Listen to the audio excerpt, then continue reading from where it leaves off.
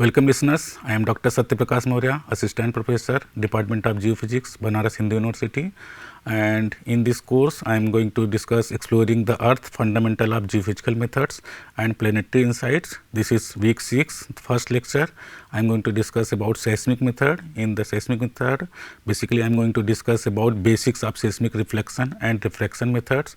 In the seismic reflection and refraction method is a type of seismic method. In the seismic method, we have a source. From the source, we generate sound waves which travel inside the subsurface, interact with the formation and return to the surface, which is recorded by some kind of receivers, and we analyze these waves and then we try to find out subsurface lithology. So, this is the fundamental of seismic methods, and the main use of this seismic method is to find out the hydrocarbon reservoir that is present inside the subsurface. And before going to discuss detail about the seismic method, I would like to discuss a brief about the hydrocarbon that is present inside the subsurface and how they form, how they migrate, how they get trapped. So, let us start with the hydrocarbon formation, and this is the Rube Goldberg view to understand hydrocarbon system. So, we can understand in the form of like a kitchen where organic material is cooked, to like a kitchen where the organic material is cooked, the hydrocarbon is also formed similar to that from the organic material, and then it get the migrated from the source location and then it trapped in a reservoir, and our target is to find out this reservoir. And if we get the reservoir that is saturated with the hydrocarbon, then we have to drill a production well and try to extract the hydrocarbon that is present in that particular container or that particular reservoir. So, this is the source where the hydrocarbon is generated, and from this source the hydrocarbon is migrated. Because this source is very deep situated in the subsurface, so through the some fractures this hydrocarbon is migrated and it is stored somewhere a container. This container is called reservoir. Basically, this reservoir has three main parts. The first one is reservoir, the second one is trap, and the last one is seal. So, all these formation store hydrocarbon, and our objective is to find out this reservoir, and then we have to drill a production well and then we have to extract hydrocarbon. So, in drilling process in this reservoir characterization, we have to use seismic method, and this is the seismic method is one of geophysical method that is used to extract hydrocarbon from the reservoir. So, this is how the hydrocarbon forms in the subsurface. Basically, it is start from the plants or animals remains that is stored in a sandstone reservoir, particularly in the marine environment, and then after, because these plants and animals contains carbon and hydrocarbon, and this carbon and hydrocarbon after millions of years, after increasing temperature and pressure, it converted into oil and gas. So, this is basically how the hydrocarbon forms. Next is, in these slides I am showing some of the example how the hydrocarbon traps. The first example is sandstone bent into a fault and oil is trapped in the high point of the bend. In the figure you can see that oil is trapped in this zone. And the second example is large salt domes, and along the salt domes the hydrocarbon is stored, and our objective is to find out these stored hydrocarbon using geophysical techniques. This is another example of migration, how the hydrocarbon migrate from the source location to the reservoir, and this migration occurs along the fault plane and along the porous and permeable formation or along the fractures, and then it is stored to a reservoir, to a porous and permeable layers, that is called a reservoir. So, this is the movement of hydrocarbon. Now, our objective is to find out these hydrocarbon zones. So, for this purpose we use seismic method. This is one of the greatest method which we have available to find out hydrocarbon reservoir. So, the seismic method is basically we have a source that generates some kind of waves that travel inside the subsurface, which interact with the formation and return to the surface, which is recorded by number of receivers that is already laid down on the surface. So, this process is called seismic methods. So, using these techniques we extract with we record seismic data, and then we go for the processing, and then we perform interpretation, and in the interpretation we extract a number of petrophysical parameters, and then we try to identify any reservoir zone.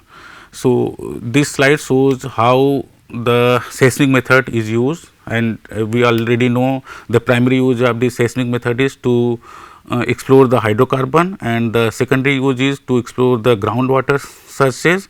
It is also very much used for the civil engineering purposes, and it is very little application for the mineral exploration, but it can be used for locating features such as buried channels which have mineral, which can contain minerals. So, these are some of the very important use of seismic method. In the right hand side you can see that the basics of seismic method, and we have source, here we have source, and from the source we generate waves, and these waves are nothing but the sound waves or vibration that travel inside the subsurface as a form of wave front, and it interact with the formation and then return to the surface, which is recorded by number of receivers.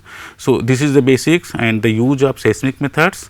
And now I would like to define now the seismic method. Basically, seismic method, you can say that it is the branch, it is the sub branch of earthquake seismology. In the earthquake seismology, a fracture occurs. Basically, this fracture occurs due to the stress. When this stress is exceed to the local strength, then fracture occurs, and due to this fracture, the rupture occurs, and these ruptures generate sound waves or vibration that travels in all the direction, and some component which is reached to the surface, which is recorded by the seismographs. Now, the seismologist use this recorded seismograph, and then he try to extract a number of parameters, and on the basis of these parameters they give the information about subsurface lithology. Now, we can see that the source, the source which generate these waves is natural source in the case of earthquake seismology, but in the case of exploration seismic method or exploration seismology, the source is active source. In the case of earthquake seismology, the source is passive or natural source, but in the case of exploration seismic method, the source is active source or man-made source. So, we have control on the source, and then similar to the earthquake seismology, we record the data in the exploration seismic methods, and using these controlled source, we try to extract as much information from the subsurface as possible. So, basically the seismic method has three main components. The first one is data acquisition, and the second one is data processing, and the third one is data interpretation. In the data acquisition can be done on onshore or as well as offshore. In the offshore, where from the figure we can see that we have a ocean layer is there, then we have different subsurface layer is there, and we have a survey ship. From the survey ship, a source is connected, and in the case of offshore or ocean survey, we have a air gun as a source, and this air gun generate a sound wave or pressure wave that go inside the subsurface, interact with the formation. Like here we can see that from these arrows, and then it returns to the surface, which is recorded by multiple receivers. In this case, when we perform the recording in the offshore, so these receivers called hydrophones. So, these hydrophones record the data which is coming from the subsurface, and then we store these data sets for further processing and interpretation. So, this recording is called offshore recording. Similar recording we perform in onshore. It means land acquisition. In the land acquisition, we have a source that is called vibrating trucks. These vibrating trucks generate sound waves that go inside the subsurface, interact with the formation, and come to the surface, which is recorded by receivers. In this case, the receiver is called geophone, and the geophone record the data sets, and then we store these data sets and we go for the data processing and interpretation. Now, we have recorded data, we have to process this data set, because this data set contains a number of noises which is already recorded along with our signal. So, our target is to remove these noise from the signals, and then we go for the interpretation. If we will not remove this noise, so this will create a problem for the seismic data interpretation. So, first we need to perform seismic data processing, and in the seismic data processing a number of steps are involved, which I will be discussed later in this lecture. Then we go for the interpretation. This is the seismic section after data recording and processing. So, we have get a section something like this, and then we perform seismic data interpretation. Like here we have performed some faults, we interpreted some faults, some horizons are already there, and so this is one kind of interpretation, that is called stratigraphy interpretation. Apart from this stratigraphy interpretation, we perform some modeling to interpret the seismic data sets. So, using these modelings we try to extract many petrophysical parameters, and on the basis of these petrophysical parameters we do interpretation for the hydrocarbon. So, this is the basics of seismic data processing and interpretation. Now, we are going to classify seismic methods. Basically, as I already discussed, that the seismic method we have source, we generate sound waves that goes inside the subsurface, interact with the formation. Now, these interaction has two main types. The first one is reflection. So, one wave from the figure you can see that these blue line shows when wave go inside the subsurface and it reflected from different layers and then it comes to the receivers.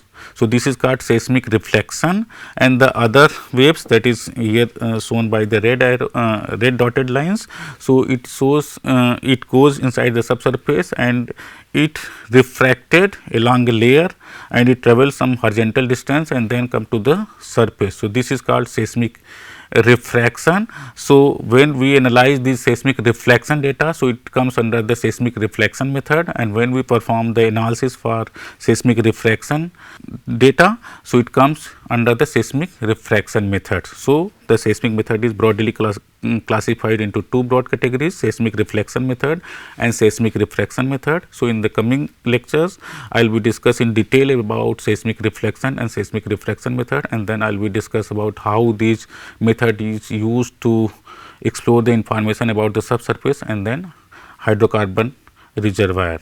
This is the basic difference between the seismic reflection method and seismic refraction method.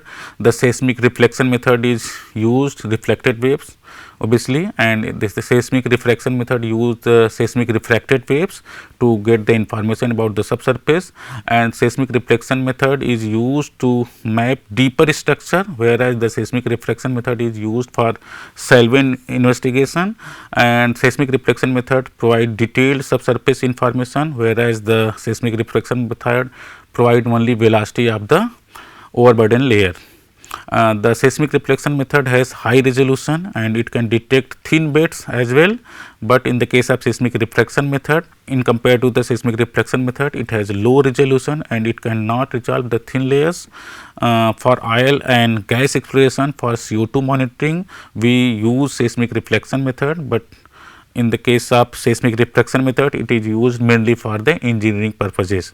So, seismic reflection method is more expensive in compared to the seismic reflection method, and from the seismic reflection method we can extract the stratigraphy, different lithology of the subsurface, but from the seismic refraction method we can extract time distance curve and we can extract finally velocity using seismic refraction method. So, this is the basic difference between seismic reflection and refraction methods. Now, as we already know that these waves which is either coming from the earthquake seismology or from the exploration seismology, these waves are similar, and these waves can be classified into two broad categories. The first one is called body waves, the second one is called surface waves.